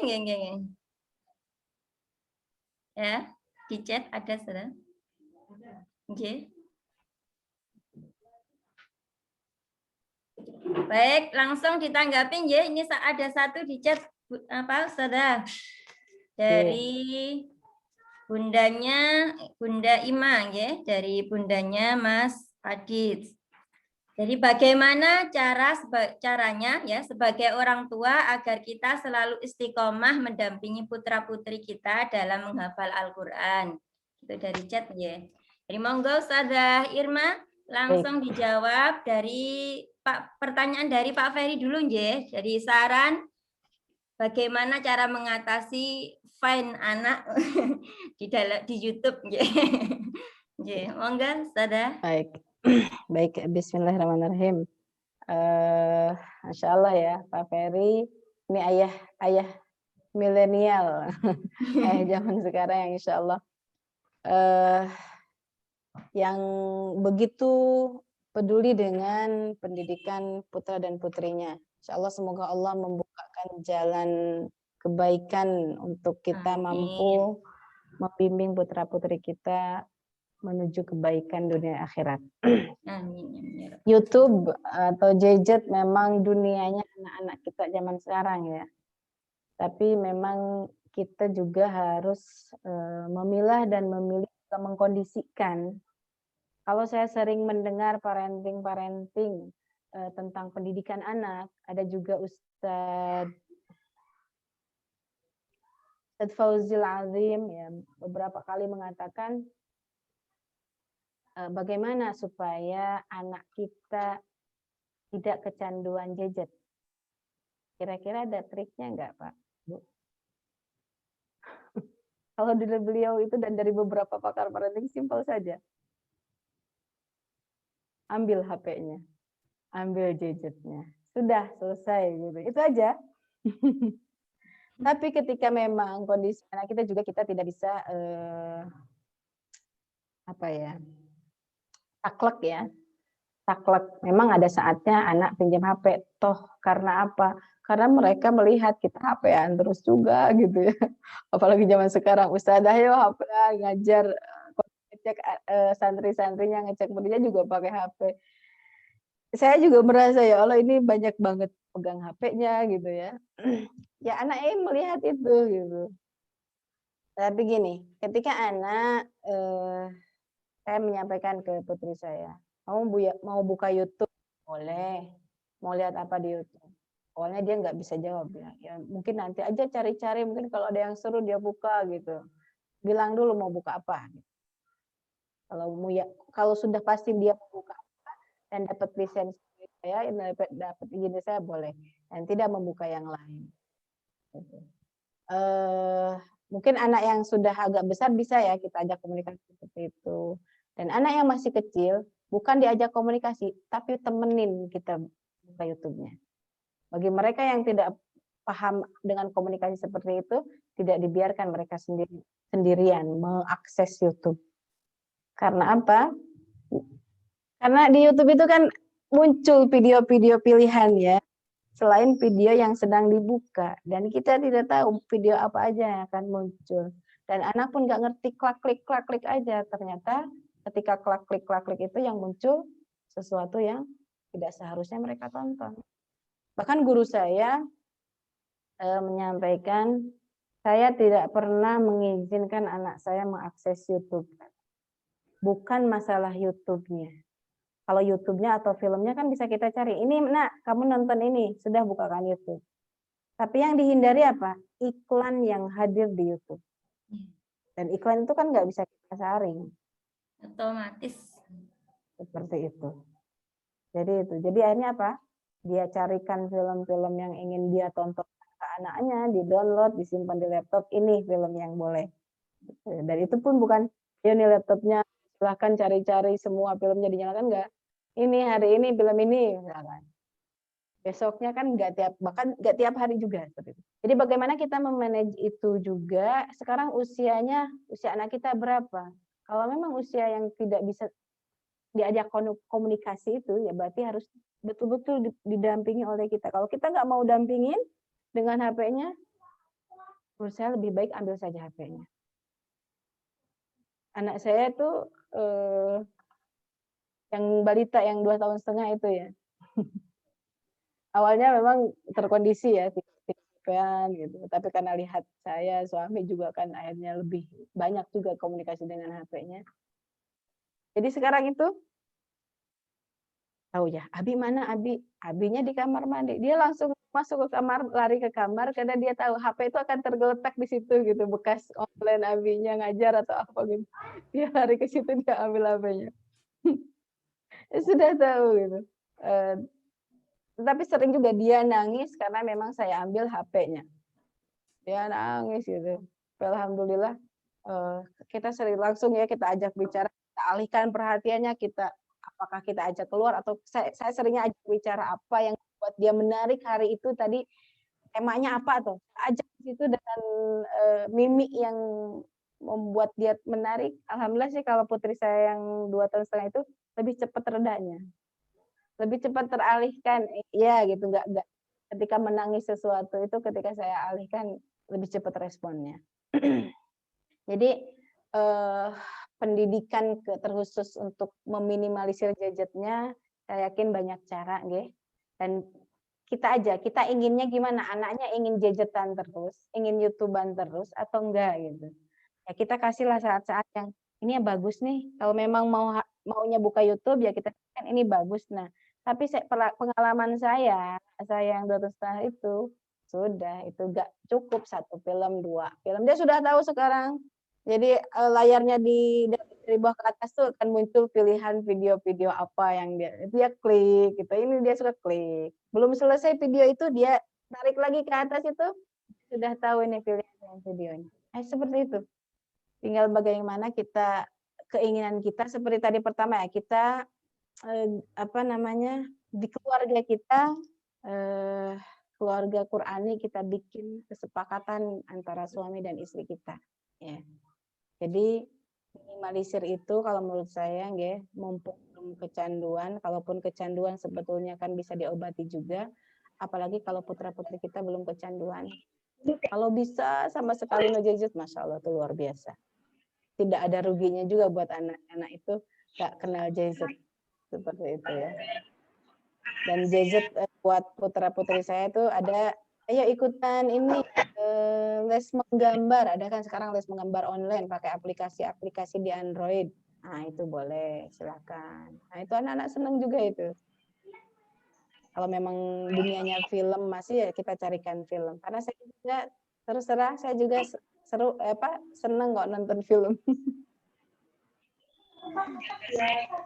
Jadi begitu guys, untuk Qurannya seperti tadi insya Allah putri atau putra ya Pak Ferry ini? Yang Putri. Yang Mas Adis. Putri usia 6,5 tahun. 6,5 tahun. Oh, saya prinsipnya usia berapapun anak kita, mereka bisa diajak komunikasi. Usia berapapun. Saya sering komunikasi dengan yang balita. Ini loh Dek, nanti di sini di HP ini, misalnya kita ceritakan aja hal-hal buruknya. Gitu. Mending kita ke sana yuk. Di sana loh ada yang kita cerita dengan yang semenarik mungkin. Di sana loh kita ada yang lebih bagus, atau misalnya diajak keluar.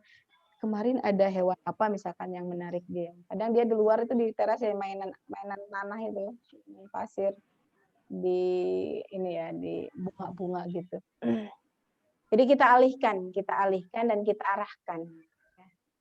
Kalau saya punya prinsip itu, seberapa usia pun anaknya, kita bisa ajak komunikasi dan mereka akan merespon sesuai usianya, sesuai kadar pemahaman masing-masing. Kadang usia beberapa anak usianya sama, tapi responnya berbeda, tergantung kebiasaan sehari-hariannya. apakah anak ini biasa diajak komunikasi atau enggak. Gitu. Mungkin respon anak usia 2 tahun lebih cepat dibanding respon anak usia 4 tahun. Ketika diajak komunikasi, karena tergantung kebiasaannya tadi. Kalau saya ingin mereka juga bisa diarahkan seperti itu. Untuk ke Qur'annya bisa silakan dinyalakan murotal ya. Banyak sekarang mau speaker Al-Quran, bahkan di HP, di Android. Kalau saya lebih menyarankan murotal Al-Quran, speaker. Karena sayang HP-nya ya, kalau nyala terus kan panas. Akhirnya karena sayang HP-nya nyala terus, akhirnya nyalanya sebentar, matinya lama. Qurannya sebentar karena HP-nya kepanasan gitu. Jadi lebih baik mengeluarkan sedikit, mungkin 200-300 untuk membeli speaker Al-Quran, sehingga Al-Quran bisa hidup terus bahkan 24 jam di rumah kita. Ya, mudah-mudahan dengan hanya mendengarkan Al-Quran saja, itu bisa menangkal aura-aura negatif lah bisa kata ya. Hal-hal negatif yang mungkin akan merusak pendidikan anak kita. Begitu Pak, mudah-mudahan bisa menjawab, saya kesana kemari jawabannya. Ya, Tadi Ustaz. yang kedua, Jazakallah khair. ya. Ini ada 2 pertanyaan, saya rasa yang tadi bisa sekaligus ya. Ini ada beberapa pertanyaan yang senada. Bagaimana Ustaz Irma sebagai orang tua agar kita selalu istiqomah mendampingi sama apa tadi ya?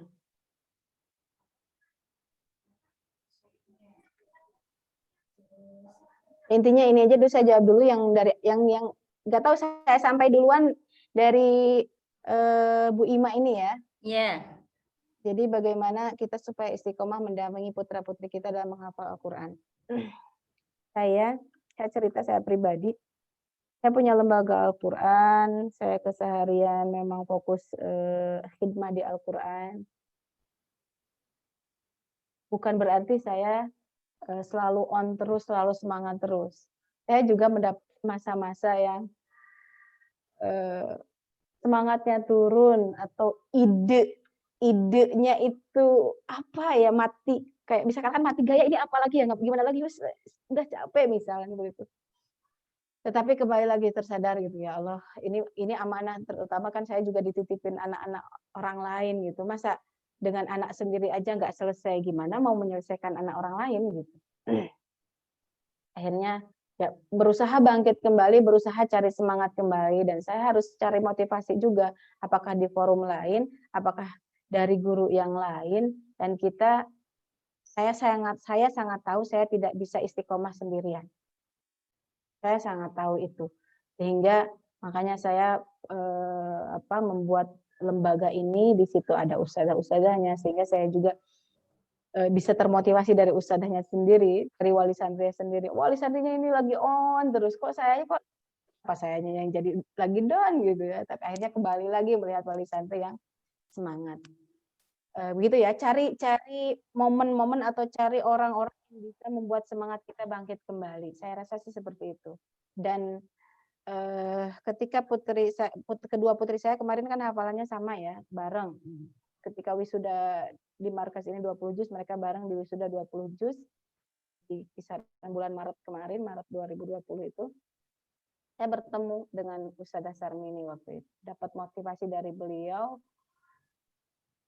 Saya lanjut di WA, saya tanya banyak-banyak, saya tanya macam-macam. Sebetulnya dulu putri saya yang pertama sempat mondok juga di Jakarta sama beliau, kurang lebih 9 bulanan di sana, ya 7 tahunan. Saya intinya ketika bertemu sama beliau, kemudian lanjut WA dan macam-macam, saya cari inspirasi, saya cari penyemangat. Sempat saya, ya Allah, anak saya udah 20 juz, untuk 10 juz akhirnya saya kayaknya berat untuk nyelesainnya. Lihat gimana ya, ini saya sempat bawa anak saya ke Bandung untuk saya titipkan di salah satu lembaga biar apa ya, aduh, saya itu bisikan setan ya, ini selesai gak ya saya 10 juz lagi gitu. Udah titipkan di Bandung. Sudah sempat di sana. Akhirnya kami harus PP bolak-balik karena anaknya nggak mau. Ini saking saya pengen, takut nggak selesai gitu. Alhamdulillah dipertemukan Ustadzah Sarmini, banyak chatting sama beliau, dan alhamdulillah yang pertama itu menyelesaikan 10 juz terakhirnya dalam waktu kurang lebih 3 bulan.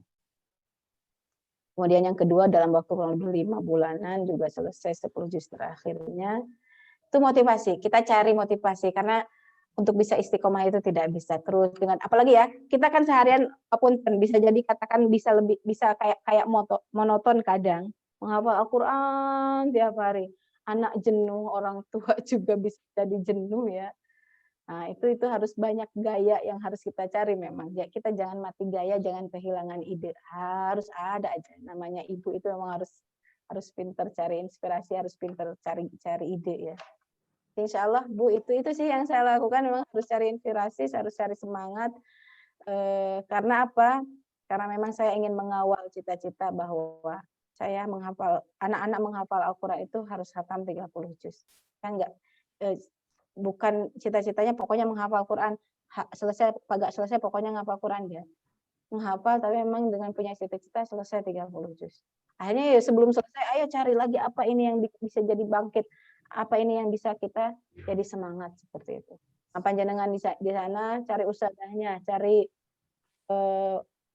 teman wali murid yang lain siapa nih yang semangatnya lebih tinggi. Nah, saya cari inspirasi dari situ.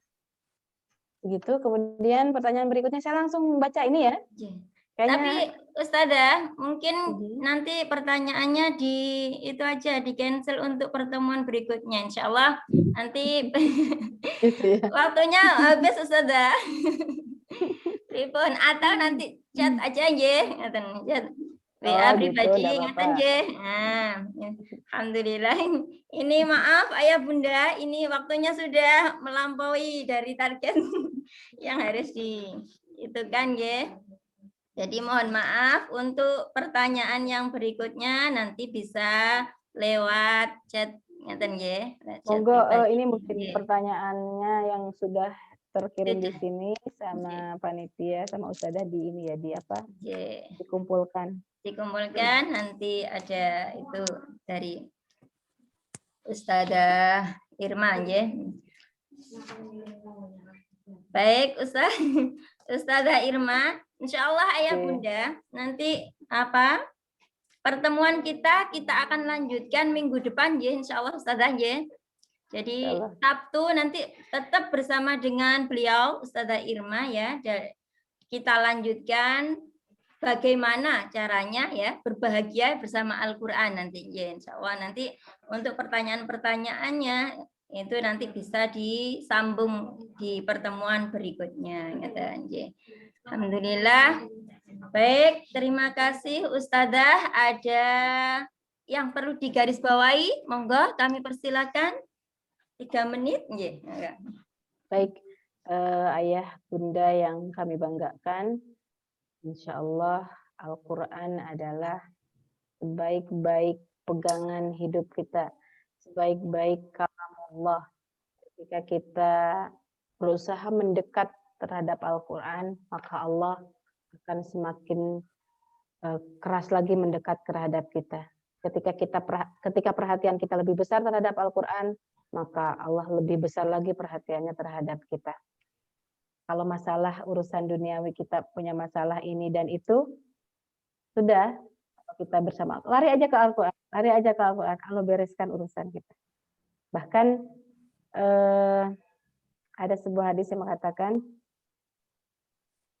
ketika seorang hamba selesai sholat, dia terlupa untuk berdoa memohon sesuatu keinginannya setelah sholat itu karena pikirannya terfokus ingin membaca Al-Quran. Jadi begitu selesai sesuatu, buru-buru ingin membaca Al-Quran. Ya. Maka akan Allah cukupkan semua kebutuhannya, bahkan yang belum sempat kita minta pun sudah Allah siapkan untuk diberikan. Ya, masalah ini saking luar biasanya kedudukan Al-Quran, bahkan kita terlupa untuk memintanya pun dalam doa kita, Allah sudah tahu kan kebutuhan kita. Sudah tahu semua keinginan kita. Allah itu maha tahu seperti itu. Jadi kalau kita ingin putra putrinya solih solihah, kita mendekat terhadap Al-Quran, insya Allah Allah berikan jalannya untuk menjadi sebab solih solihahnya putra putri kita. Allah begitu, Ustaz. Mohon maaf. Jazakumullah khairan katsiran. Assalamualaikum warahmatullahi wabarakatuh. Waalaikumsalam warahmatullahi wabarakatuh. Untuk berikutnya sesi foto bareng sudah. Mohon pada ayah bunda. Ayah bunda semuanya untuk meng-on-kan videonya nggih, biar ke foto semuanya. Monggo bisa dirapikan duduknya. Bunda Umi, monggo dibuka videonya, kita sesi foto bareng. Senyuman yang terbaik, monggo.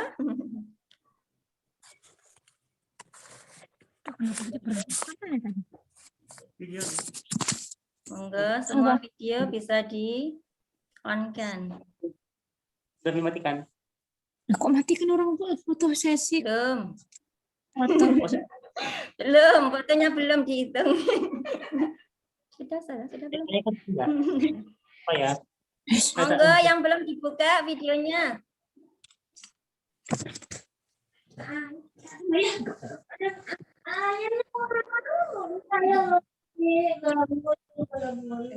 Sudah apa belum sudah?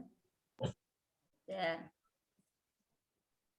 Baik, jazakillah Ayah Bunda, Ustazah Irma sudah memaparkan banyak sekali ya. Jadi Masya Allah, ternyata aset utama ya, anak kita ya, putra-putri kita itu adalah aset utama dunia akhirat kita.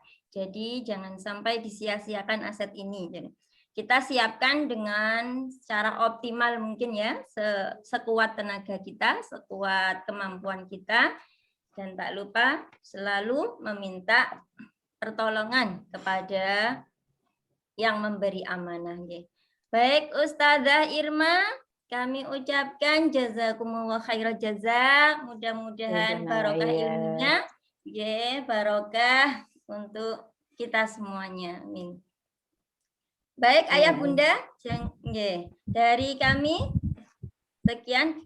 Untuk berikutnya jangan lewatkan ya. Untuk insya Allah Sabtu depan kita bertemu lagi dengan Ustazah Irma dalam tema yang tidak jauh beda ya, tidak jauh beda wahnya ya. Masya Allah, nanti insya Allah bagaimana sih kita berbahagia bersama Al-Quran, insya Allah minggu depan akan disampaikan beliau ya. Jadi jangan tanggung-tanggung, banyak-banyak pertanyaan nanti disimpan untuk minggu depan ya. Kita ketemu lagi dengan Ustazah Irma.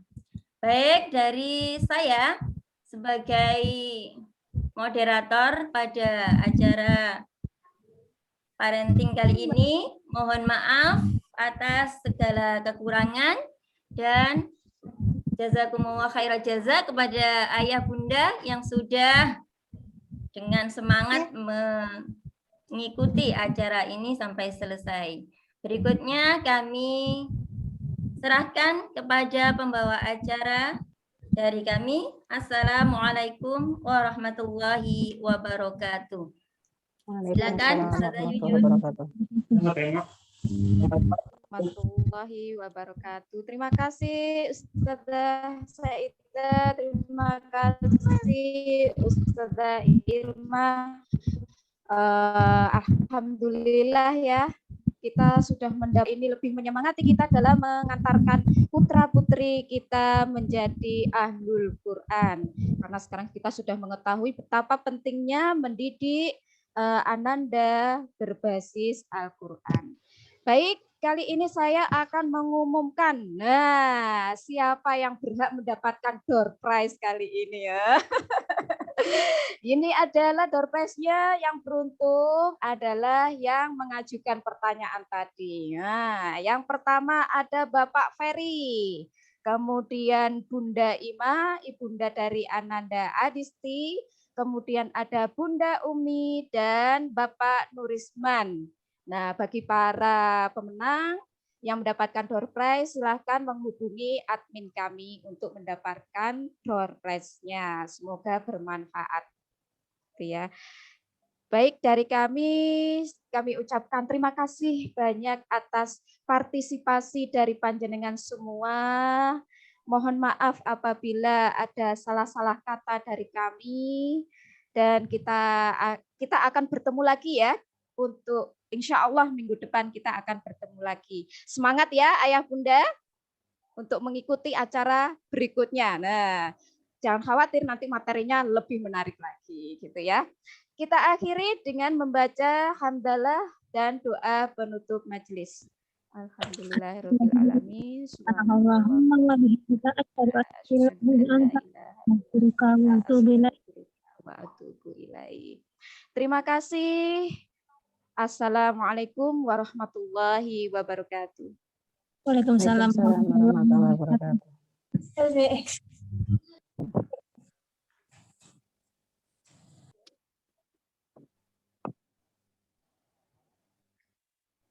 Terima kasih Ayah Bunda sudah berpartisipasi ya.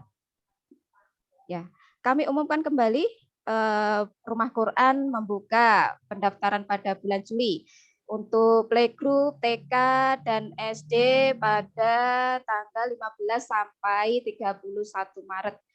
Jangan sampai ketinggalan, bisa diinfokan kepada teman atau saudara.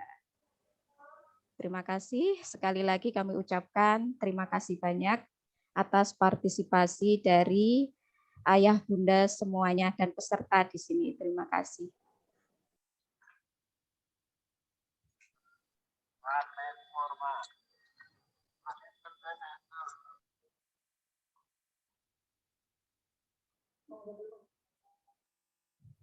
Ya, peserta bisa dipersilakan untuk keluar.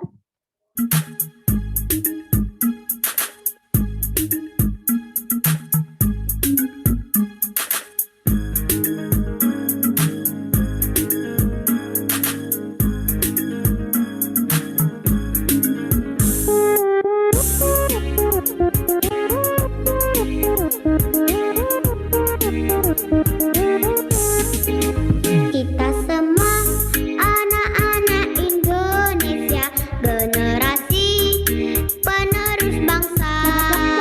Giat sekolah, tugas kita yang utama, serta taat ibadah sesuai agama. Ayo kawan, belajar simak guru, mengajar biar pintar, kelak jadi orang besar. Tertib tentram di kelas, fokus dan jangan malas. Kalau malas nanti bisa tinggal kelas. Gapai cita-cita, selalu berdoa berusaha, pantang putus asa. Sayang teman-teman, juga negara, hormat guru seperti orang tua.